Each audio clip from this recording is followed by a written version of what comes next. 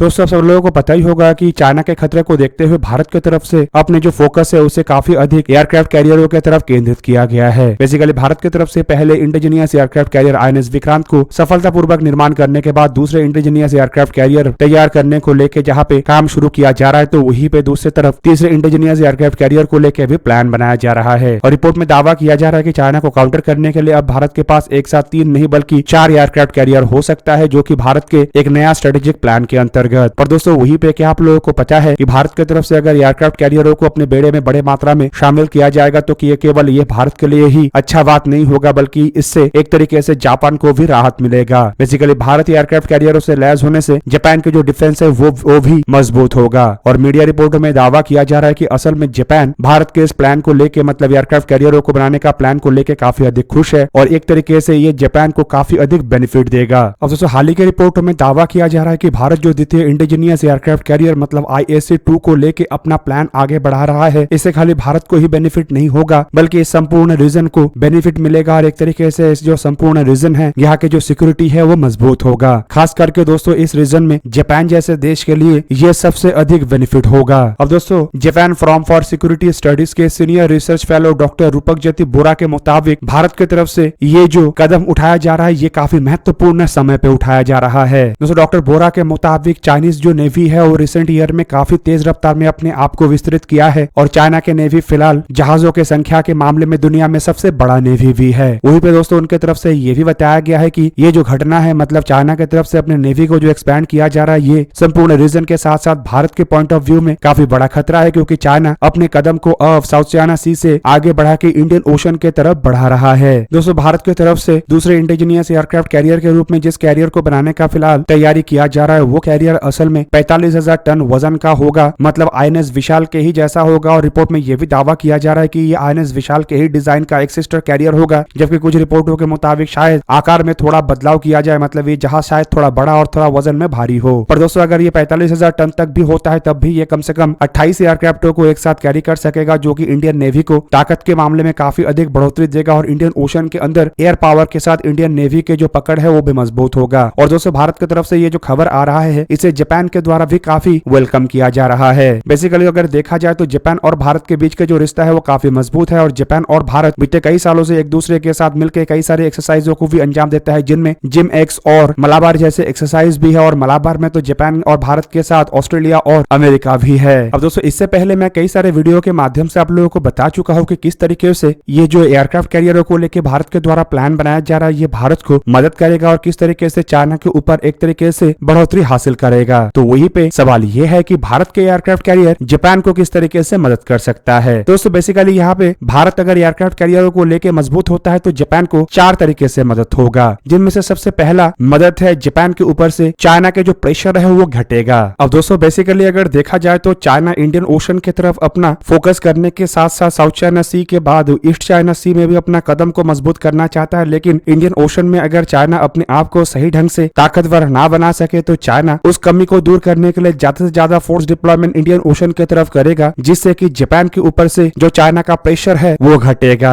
दूसरी तरफ दोस्तों लगातार जिस तरीके से जापान के ऊपर चाइना की तरफ से प्रेशर क्रिएट किया जा रहा है और जिस तरीके से चाइना अपने डिप्लॉयमेंट को कर रहा है उससे चाइना को भटकाना भी जरूरी है। और जापान चाहता है कि इंडिया अगर ताकतवर हुआ तो उस ताकत को काउंटर करने के लिए चाइना अपने फोर्सेस को अवश्य डाइवर्ट करेगा, जिससे कि चाइना को एक तरीके से राहत मिलेगा। दोस्तों चाइना के लिए दूसरा बड़ा राहत होगा रीजनल सिक्योरिटी बढ़ना। अब दोस्तों चाइना भारत के भी दुश्मन है और जापान के भी दुश्मन है। इवन इसके अलावा चाइना और भी कई सारे देशों का दुश्मन है, जिनमें Australia, America, Taiwan, even South China Sea के लगभग सभी देश शामिल हैं। तो वहीं पे दोस्तों चाइना के इस थ्रेट को काउंटर करने के लिए इन रीजनल देशों के द्वारा एक गठबंधन किया गया है, जिसे कि क्वाड कहा जाता है। अब दोस्तों क्वाड के एक देश भारत भी है और अगर भारत शक्तिशाली होता है तो क्वाड शक्तिशाली होगा, जिससे कि एक तरीके से इस रीजन के जो सिक्योरिटी है वो मजबूत होगा। इसके अलावा दोस्तों जापान के जो नेवल कोऑपरेशन है वो भी बढ़ेगा, क्योंकि दोस्तों आप लोगों को पता ही होगा कि जापान भारत के साथ कई सारे मल्टीलैटरल फोरम में जहाँ पे जुड़ा हुआ है, तो वहीं पे जापान और भारत के बीच में बायलैटरल और मल्टीलैटरल एक्सरसाइजेस भी होता है और जापान और भारत के बीच में जो स्ट्रेटेजिक रिलेशनशिप है वो भी मजबूत है। अब दोस्तों अगर भारत के पास ज्यादा से ज्यादा एयरक्राफ्ट कैरियर और नेवल एसेट होता है तो ऑब्वियसली इस नेवल एसेट को भारत के द्वारा एक्सरसाइजेस के दरमियान भी इस्तेमाल किया जाएगा। इवन जरूरत पड़ने पे कोऑर्डिनेटेड पेट्रोलिंग के लिए भी दोनों देशों के जो जहाज है वो एक साथ काम करेगा और इससे असल में भारत के नेवी और जापान के नेवी के बीच में जो बायलैटरल कोऑपरेशन है या फिर कहे तो नेवल कोऑपरेशन है वो और मजबूत होगा। और दोस्तों इसके अलावा जापान के लिए जो चौथा बेनिफिट है या फिर कहे तो जापान के लिए जो चौथा सबसे बड़ा सुविधा होगा वो है फिलिंग द गैप। मतलब दोस्तों एक तरीके से आप कह सकते हैं कि इंडियन नेवी फिलहाल 3 एयरक्राफ्ट कैरियरों को एक साथ ऑपरेट करने को लेकर सोच विचार रख रहा है, जबकि कुछ रिपोर्टों के मुताबिक इंडियन नेवी की तरफ से जल्द ही इस सोच विचार को बदलते हुए 4 एयरक्राफ्ट कैरियरों को एक साथ ऑपरेट करने का तैयारी किया जा रहा है। वहीं पे दोस्तों अगर 3 एयरक्राफ्ट कैरियर भी इंडियन नेवी के बेड़े में होता है तो इससे 2 एयरक्राफ्ट कैरियर को भारत हमेशा 2 कोस्ट में डिप्लॉय रख सकेगा और 1 एयरक्राफ्ट कैरियर उस दरमियान मेंटेनेंस और रिफिट में रहेगा। मतलब दोस्तों ये जो INS विशाल या IAC-3 का जिक्र किया जा रहा है ये इंडियन नेवी के जो गैप है उसे फिल करेगा। जबकि दोस्तों अगर चौथा एयरक्राफ्ट कैरियर इंडियन नेवी की तरफ से अपने बेड़े में शामिल किया जाता है तो ऑब्वियसली ये जो गैप है ये और अधिक ढंग से पूरा होगा और इस एयरक्राफ्ट कैरियर को इंडिया अन्य क्षेत्र में खास करके दक्षिणी इंडियन ओशन में या फिर पैसिफिक ओशन में डिप्लॉय कर सकेगा, जिससे कि चाइना का जो प्रेशर जापान के ऊपर है उस तो रिलीज होगा ही, साथ में जापान के मदद में भी ये एयरक्राफ्ट कैरियर आ सकेगा और चाइना के एयरक्राफ्ट कैरियर को एंगेज भी रख सकेगा। अब ऐसे में दोस्तों जापान इन्हीं कारणों की वजह से भारत के और एक एयरक्राफ्ट कैरियर को बनाने को लेकर जो प्लान है उससे काफी अधिक खुश हो रहा है। जबकि दूसरी तरफ अगर देखा जाए तो जापान भी अपने आप को एयरक्राफ्ट कैरियरों को लेकर सुइटेबल कर रहा है। हालांकि फिलहाल देखा जाए तो जापान के पास कोई भी ऑपरेशनल एयरक्राफ्ट कैरियर नहीं है, पर द्वितीय विश्व युद्ध के दरमियान अगर देखा जाए तो जापान उन सुपर पावरों में शामिल था जिनके पास बड़े मात्रा में एयरक्राफ्ट कैरियर था। इवन दोस्तों जापान के एयरक्राफ्ट कैरियर के फ्लीट को लेकर तो अमेरिका भी डरता था। हालांकि दोस्तों द्वितीय विश्व युद्ध में हार होने के बाद एक तरीके से जापान की तरफ से अपने फोर्स को रेस्ट्रिक्ट किया गया और जापान ऑफेंसिव हथियारों को बनाना छोड़ दिया है, लेकिन जापान अभी भी एयरक्राफ्ट कैरियरों को बनाना भूला नहीं है। फिलहाल दोस्तों जापान के बेड़े के एयरक्राफ्ट कैरियर जैसे जहाजों को अगर देखा जाए तो इसमें इज़ुमो क्लास डिस्ट्रॉयर और ह्यूगा क्लास हेलीकॉप्टर डिस्ट्रॉयर है। अब दोस्तों जापान की तरफ से तो इसे डिस्ट्रॉयर या हेलीकॉप्टर डिस्ट्रॉयर कहा जाता है, लेकिन असल में अगर देखा जाए तो ये एक तरीके का हेलीकॉप्टर कैरियर ही है जो फिलहाल एयरक्राफ्टों को तो कैरी नहीं कर सकता है लेकिन बड़े मात्रा में हेलीकॉप्टरों को कैरी कर सकता है। और जापान इन जहाजों को F-35B